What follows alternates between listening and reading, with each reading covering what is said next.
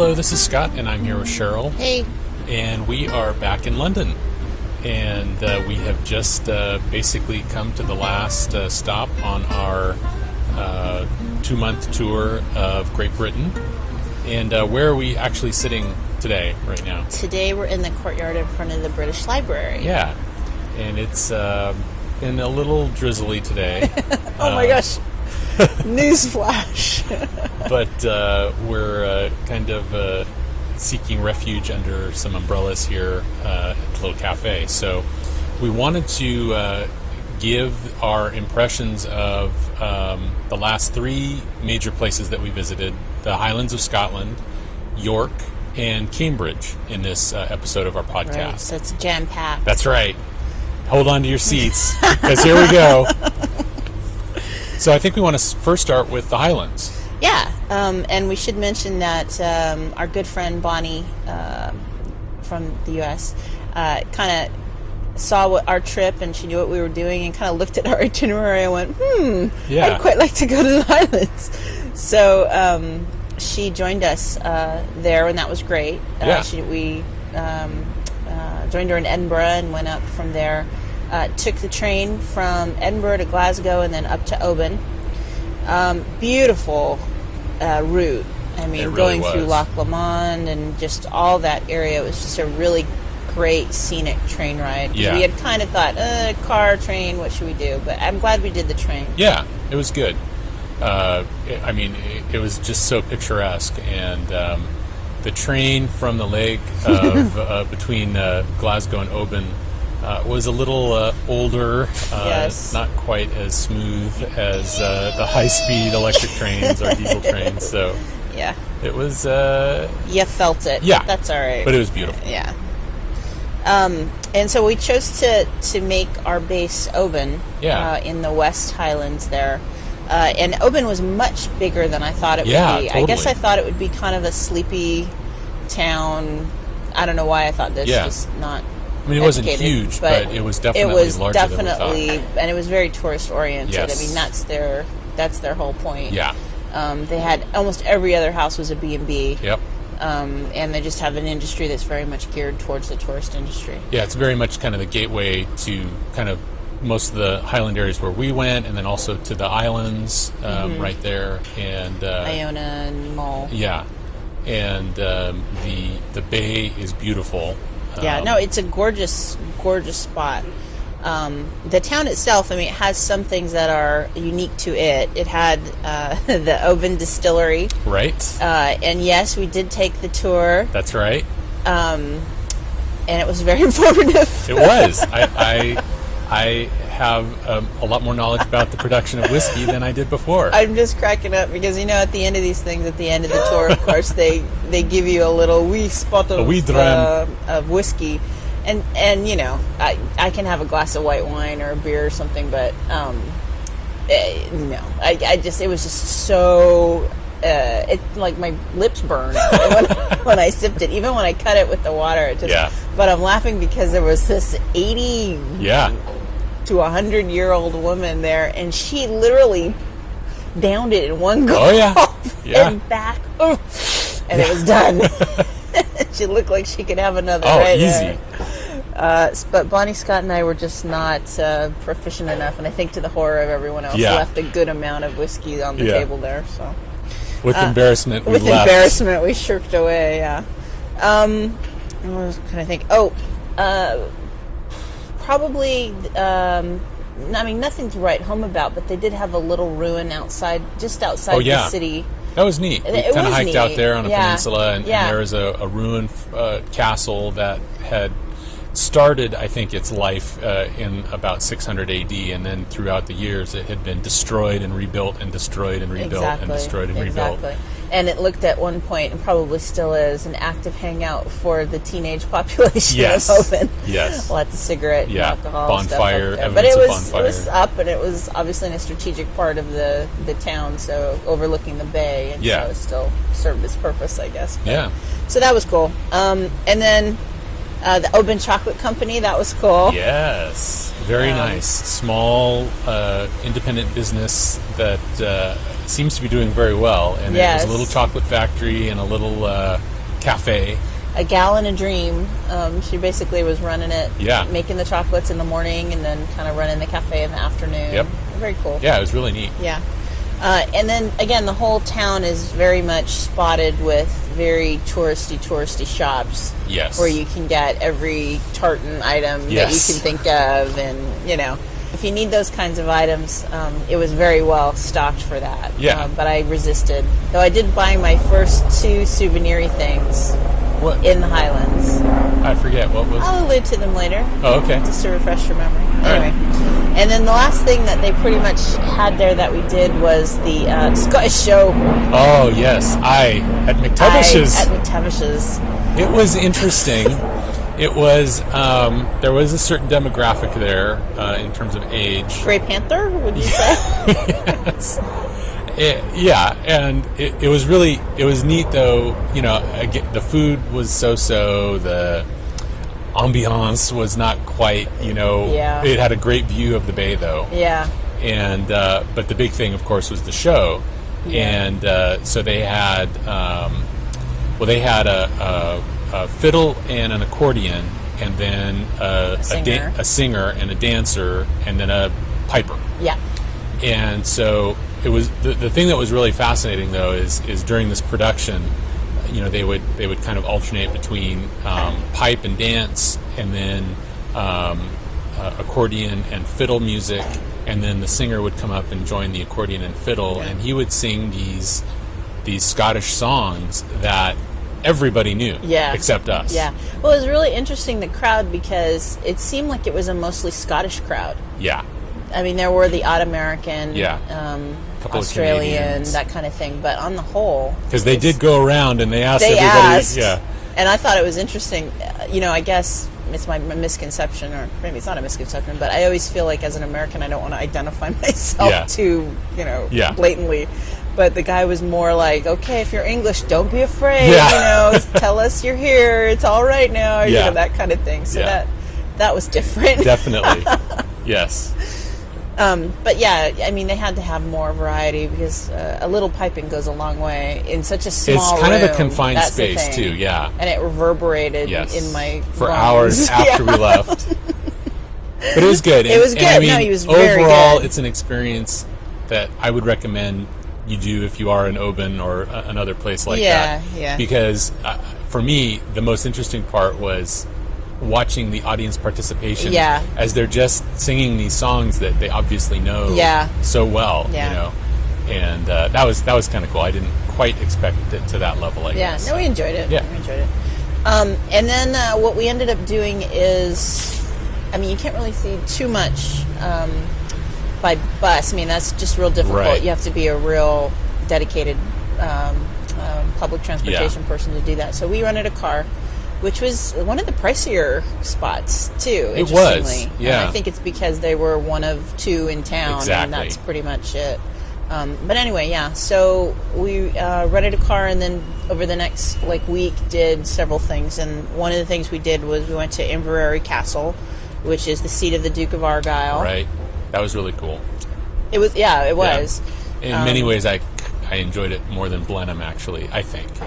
Well, it's different, but for the experience of going to some aristocrat's house and paying him money to see his house or her house, I felt like I got kind of more out of it. I think you saw a lot of it. And they let you down into the kitchens and, you know, that. The only thing they didn't do was let you on the grounds, which I thought was... That was, but, you know, whatever. Whatever. And the drive itself there was very pretty as well. Yep. And we walked around the little town there, too. The little town there, had some tea. Yep. Oh, too many cream teas. And then another day we went down to the Kilmartin Valley. Yes, that was great. That, I think, for me, was maybe the highlight. That was the highlight that day. For me. Yeah, definitely.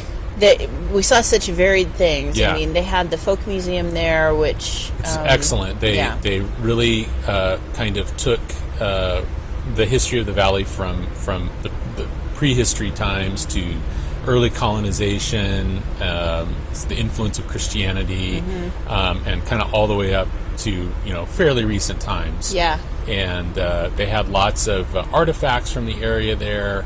They had I thought it was really well done and kind of done in a different way than I've seen before, a multimedia presentation of the history of the area. And they had a very good cafe. It's sad, but like the two things that make us really love a place, they had a cafe, it was really good, and their cemetery kicked butt too. It was really cool. You forgot the third ingredient though. A toilet? Toilet. Oh, I never forget the access to the You just toilet. didn't want to mention that. Right, I was being... Keep it real. Yeah, right, okay. They had good toilets. That's right. And then the other interesting thing about that whole valley is that is literally littered with a ton of prehistory sites that you can just basically hike up to, which I thought was really cool. We unfortunately we went on a day where the morning it had rained, and it was just very, very, very muddy. So it really limited, I think, a couple of sites that we would have otherwise, braved and seen. But one of the first sites we went to was just a slab of stone that had, were they swirl marks? Yeah. I can't remember now. Exactly. Yeah, swirl marks that were imprinted into the stone. Engraved into the stone. And then another site in the middle of a sheep field. Yes. Again, another standing stones. Well, there were two. There was a set of standing stones, and I think it was 5 stones, and then there was a small hinge. Yeah, that was really cool as well. It was literally like the Spinal Tap hinge that was like 3 feet tall. It was great. It was great. I really liked that. It was actually really picturesque, though, because it was right by that little brook that was cutting through the field there. Yeah. And then if you kind of went to the other side of the standing stones and looked back, it's just this weird kind of juxtaposition of time, because you see behind these stones the farmhouse, It's just like, wow. And cars driving by. Right. And then also at that same site, they had the cairn. Right. The burial that was really site. neat. Yeah, all in one shot. So you could basically walk in a half an hour and see all that. It was really cool. That was great. And then the other really neat thing was the castles that we saw. And oh man, I didn't remember to write down the name of that one castle. Yeah. It's there in the Kilmartin Valley. It's one of the 13 main attractions or whatever. Yeah. If you get the free map, it's on there. But the thing that I really loved about it was that, again, you kind of pull into to a parking lot at the kind of a base of a gentle slope. And, at this point we had trudged up to a couple of different sites and we're a little shy about, oh my gosh, where is this going to be? The other valley, how far do we have to trudge up? So when we pulled in, there were some people walking back from it. And so we asked the guy, how far is it? He said, not far, 5-10 minute walk, You can actually, I think you can see it. Right, No, you can't quite see it, but it's just right there. Awesome, Yeah. So up we go, and like 15 minutes later, we're getting a little bit. I think that guy was having a laugh at us, Yeah. But no, it wasn't that bad. It was about, once we got there, it was great. Yeah, it was about 10-15 minutes. And the cool thing about it was that, again, it was an ancient castle. I think it was the 1300s. 12, 1300, something like that. And it was a ruin, definitely, but you had full access to it. Well, and they had restored it to a certain extent. It was definitely a ruin, but they've made it safe to climb in and around on. Yeah, so you could go. I went up like 3 stories of one of the stairs. They were little tiny ickle stairs, and people with size 13 feet have a really hard time going up them. But and Bonnie down. and I were able to go up to the top I went up of to that. the other tower that wasn't quite as tall as the Yeah. one you went up, Yeah. and only like the last half had the small stairs. Right, so right, exactly. I was able to go up but to it was that full one. access. I mean, It was great. Just running up at the top of with the spires. Yeah. And all, I mean, it was just and then they really kind of neat. rebuilt some of the rooms with the wood that you could kind of go in and see some of the old kind of graffiti and things. But nobody else there. I know. There was no official personnel. No. It was just basically you We and a didn't pay plaque from the anything. castle. Yeah, and it was telling great. you a little bit about it. So That was awesome. I mean, again, it's like you're finding these on your own Yeah. almost, and just kind of making that discovery. It makes it really special. And perhaps the highlight for Bonnie and Scott. I know what you're going to say. The journey up to Loch Ness. Yes. No, the highlight was what we just talked about. Okay. Loch Ness was pretty good. Yeah. It's a pretty drive. It was a beautiful drive. It was a beautiful setting. I did make a couple of sightings that are of question. The photos are still being analyzed as we speak. Right. But the thing that we ended up doing there was we went to there's two Loch Ness visitor centers, and the one that we went to, which was supposed to be the better of the two, is called the Loch Ness Experience 2000. So when the renovation went through, and but it was actually really good. It was kind of corny a little bit, but you kind of went from room to room, and you had a multimedia presentation, and then some rooms were kind of done up with some equipment that had been used in the search for Nessie. There were mannequins there, kind of posing, and there were kind of neat uses of lasers and things. Well, and I thought it was interesting that it's all about perspective, right? Yeah. Because we, at the end of it, I had basically gotten from the presentation that all of the quote-unquote evidence was basically discounted or explained in other ways, and probably really can't say that there really is anything substantial there. Well, we both came away with different That's perspectives, what I was apparently. just going to mention, and yet I don't know that it really lessened your fervor or your hope that there was something there. And it was funny because his cousin Kathy was also up and went and did Loch Ness at another time, like probably about the week we did, maybe, I don't know.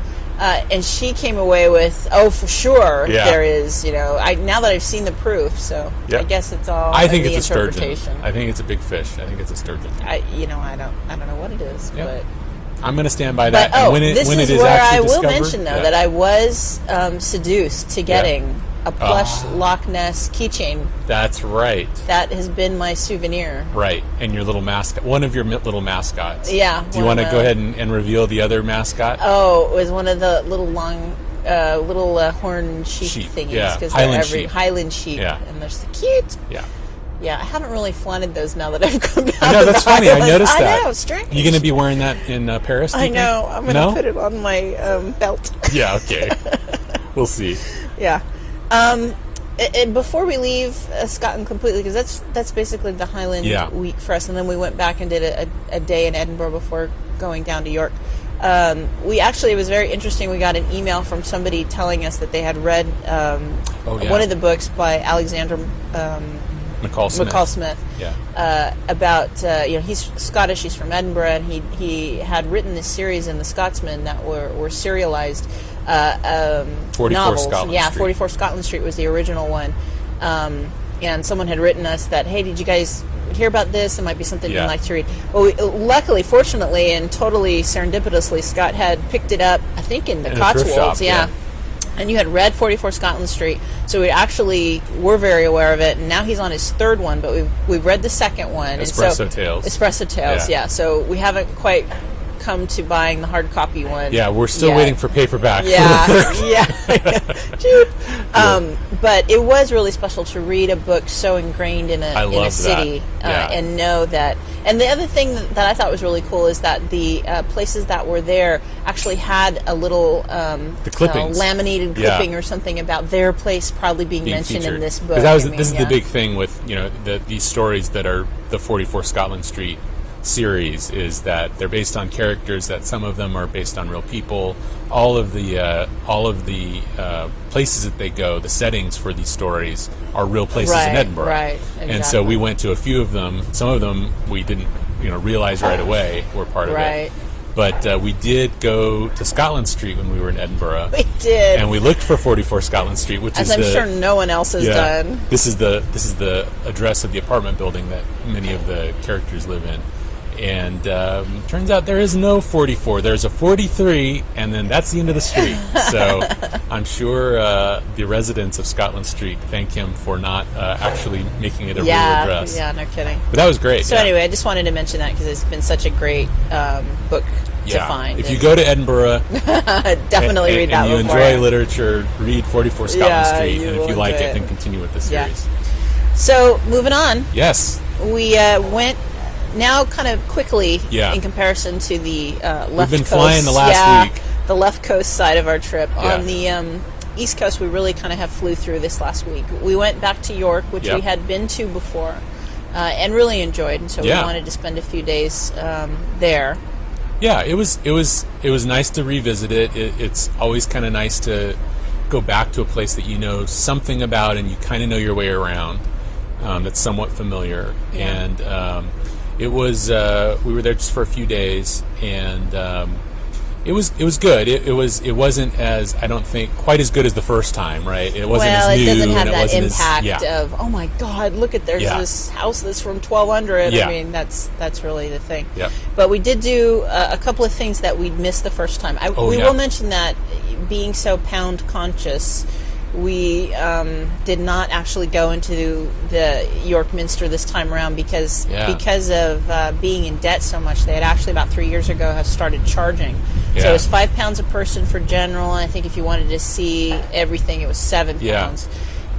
And we're just so cheap now that we just felt like, oh man. You get to go so far. We were in one side of it, and we kind of poked our head around and looked around. We actually met with his cousin Kathy there, and I felt a little bad that we didn't pony up and go in because she'd never been there before. But anyway, we didn't.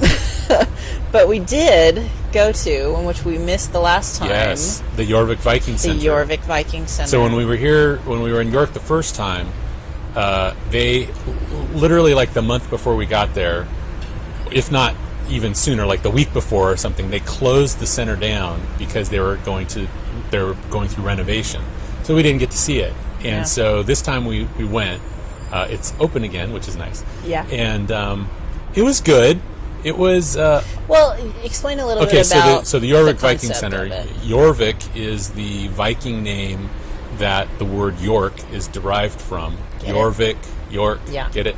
And so the Vikings had occupied the city of York for quite some time. And so this site, this center, is actually over a portion of an original part of the Viking village that they have excavated, and then they retained all the archaeological evidence and all the artifacts, and then they reconstructed it with buildings done in how they believe that they looked. And so the little catch is that you get to go in and see this reconstructed village, and it's also like a Disneyland ride. Basically, you get in a little car, you go through a time machine, and you go around at a snail's pace through this village in this car. Not fast. It's snail's pace. Yeah. And with mannequins, again, kind of dressed up as Vikings in situations that you would find them. Yeah. The interesting kind of other little novelty that they have, though, is not only have they kind of recreated the sights and the sounds of this village, but also the smells. Yeah, thank you. Yeah, and so there are some portions of it that, I'm not going to question them on the accuracy because I was convinced. So, but then at the end of the ride, you get out and you get to go through the other half of the center, which has a lot of artifacts on display. Well, the thing they stressed, too, is that each place where they had kind of reconstructed a little house, there was actually a house there. I mean, they had been as faithful as they could. Absolutely, and then as you're leaving on the little ride, it shows some exposed timbers and some of the original site that they did not reconstruct, but get kind of left there. Yeah. And then, as you say, they had a portion of like a presentation on some of the artifacts and things they had found, and then some actors on video kind of talking about being a character like the blacksmith or whatever. Right. And then they had, which is always my favorite, people they pay to dress up and walk around and interact with you. What do you mean they pay them to dress up? Those weren't real Vikings? No. Oh, man, what a gem. No. But it's for little kids. I mean, they like it. Yeah. They're not obnoxious with it. I mean, they didn't necessarily come up to you. They didn't bother me. I know, exactly. So that was fun. And then it ended in the gift shop, which it did. It's so funny how all roads lead to the gift shop. I know. Someone should pick up on that. Yeah. But anyway, that was cool to do. And then, of course, we walked the wall, and there's the Abbey there as well. I mean, it's a town with such a rich history from the native peoples to the Romans to the Vikings to the medieval period stuff that is still there. I mean, it's just such a rich I think, again, kind of more than really any other place that we've been, probably just because that the size of York is a lot smaller than like Edinburgh or something like that. You really feel like you're living amongst the preserved ruins or evidence of the medieval time. I mean, basically, the downtown is right in the middle of their, medieval structures. Yep. The H&M next to the Boots, next to the exactly. all this stuff, but all in like half timbered, right. Buildings. Yeah. And then I think what really started off all of the hopes and dreams and desires for these walks, the original ghost walk, right, that you had seen all those many years ago and were denied. I don't even remember why. I think it was snowing. Oh, it was snowing, and so the decision was made. No, I think I'd rather not walk around at night. Was that in me? the snow? No, me. Oh, okay. I think it probably was mutual. I think it was. But, so we did I can't remember exactly the name. We'll put a link up on the site. I think it was just Ghost Tour. I think it was actually the Haunted Walk. Oh, okay. Yeah. And I believe that this is the original ghost walk, nighttime ghost walk, not only in York, but they also claim kind of throughout the country that inspired all the other ghost walks that we have found everywhere. And so we took it, and I liked it a lot. It was done by a guy who had been doing it for years. He and his brother-in-law, I guess. 23 years or so. Yeah. They had done it, yeah. And it was, again, very low-key. It was not a gimmicky one. He was a good storyteller. Yeah, he mixed in a lot of history, and we had a nice nocturnal walk. And I think a good time was had by all. Yeah, I like I say, I mean, when they are not too dorky and too gimmicky, mostly it's history. Right. But though, big fan of the ghost walks, are you? Well, you wanted to go on another one, and I was like, okay. I can only hear so many stories about how 2 years ago a couple from Ohio were standing in the back of the room and they felt a cold breath on the back of their neck, or a little girl hand they felt squeezed. I mean, I know it happens a lot, huh? Stories like that. It seems like everywhere we go, it happens. Every dang ghost on every dang tour. I know, it's like an epidemic. Yeah, I know, and that is amazing to me.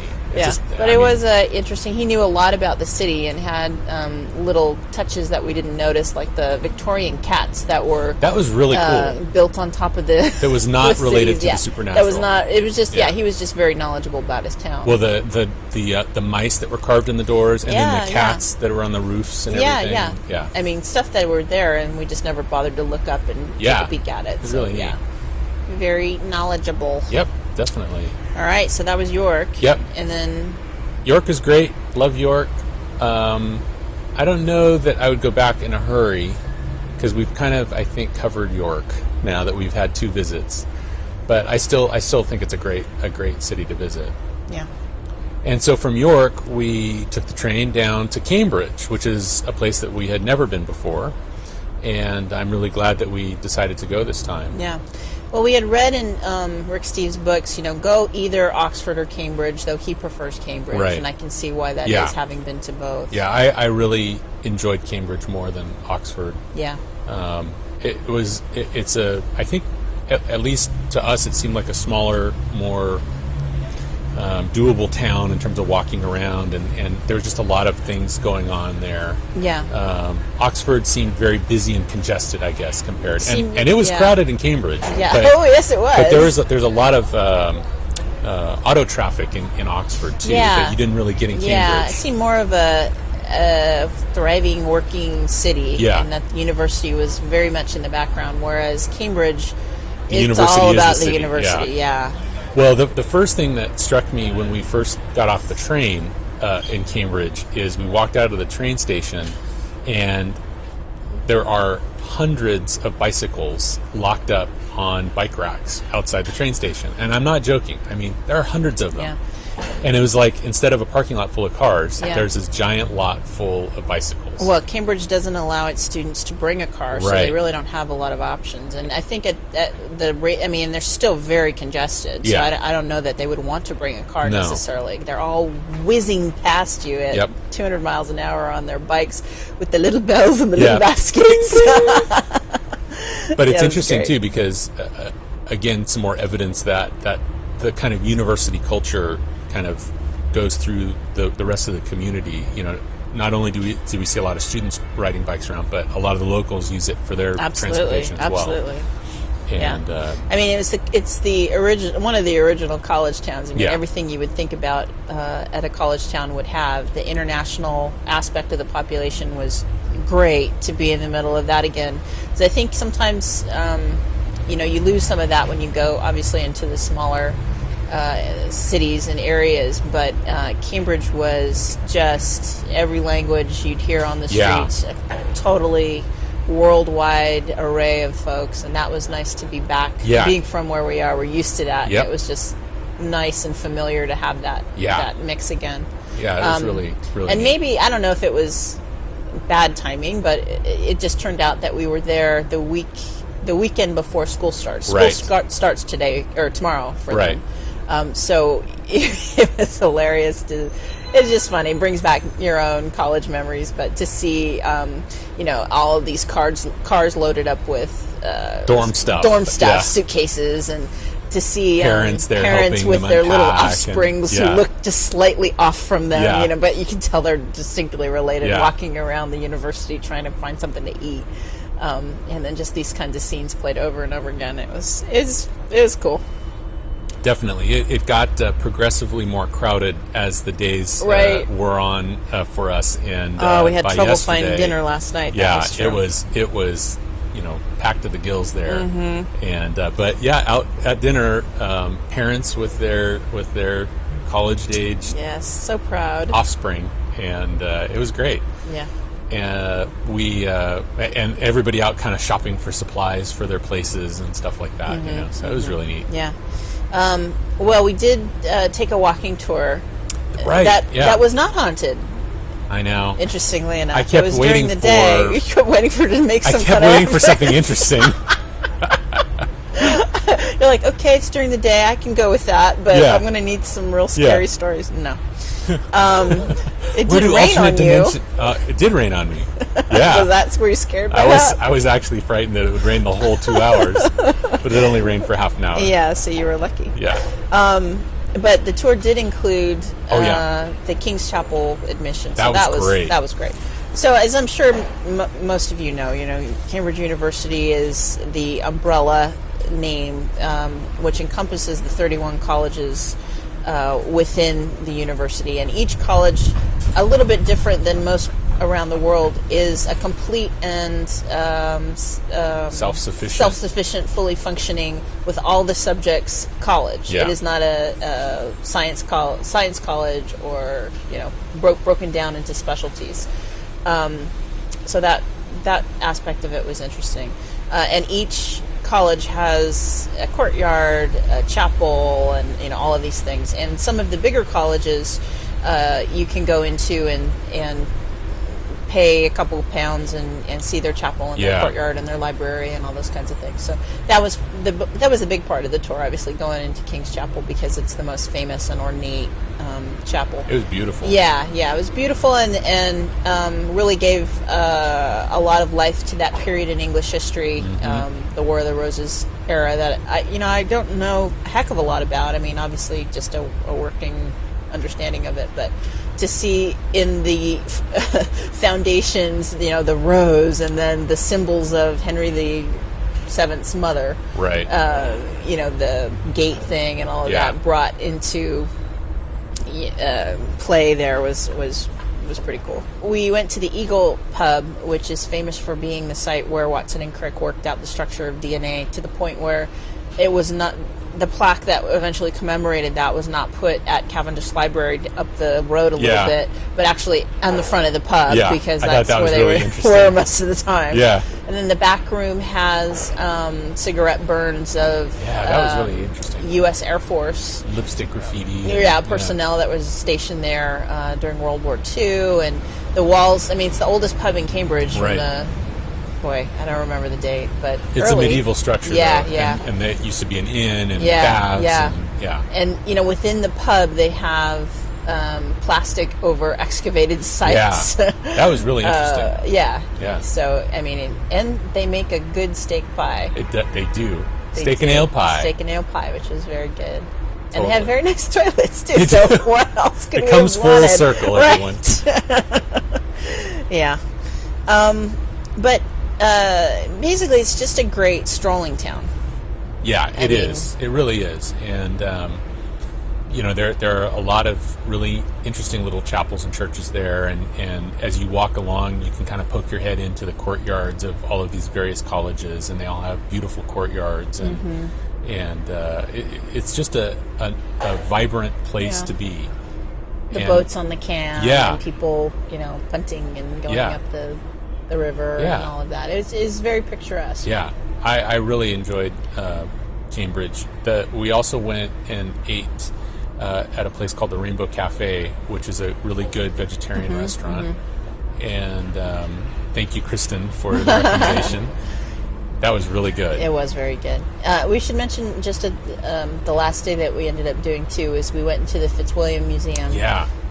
Which is also it's a gorgeous structure. I mean, inside and out, very beautiful. And they have, of course, I just get a little tired of saying the same thing, but extensive collections of paintings and everything. But also, just because it's my kind of interest as well, a lot of interesting English porcelain. Right, yeah, that was interesting. Yeah, that was really cool. Really large collection of that. Yeah, so that was really But they had an extensive collection. And it was collection. free. Yeah. They had, Egyptian and Greek artifacts and paintings and sculptures. Yeah. And they had a really interesting room filled with Japanese prints and all sorts of things. It was great. And in fact, we almost were live from the Fitzwilliam, except it was so funny because we were looking around. Man, where are we going to do it? Because it's so crowded. You can't just sit anywhere because there's so much noise. What we need is a courtyard, but it was windy, so we could get kind of in a corner of something. So we're looking the whole day, and oh my gosh, we walk into the Fitzwilliam, and it's there's a courtyard right there. Oh, look, there's a bench, and look, turn on the iPod or the recorder. No battery. Yeah. That was great. That was great. That was classic. That was quality. Thus, the British Library edition. That's right. It's better in a way. It's better in a way somehow. Yeah. Yeah. So, I mean, again, it's been a really big rush on the way down. Yeah. Much different than the way up. Definitely. I do wish that we had more time in Cambridge because I know there are a lot of interesting things to see in the surrounding area. I mean, we were really just in the city center. Yeah. And, but for next time, apparently. We'll do that. Another point in our life. I'll definitely go back there. I really loved Cambridge. It had a really nice vibe to it. And lots of great kind of pubs and places to eat, and just people are kind of excited and glad to be there, and just neat. Had a lot of energy. Yeah.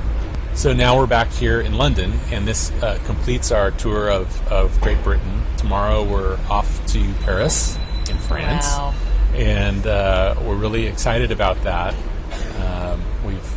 I think we've really enjoyed our time here in Great Britain. Definitely. And there are a lot of things that we'll miss.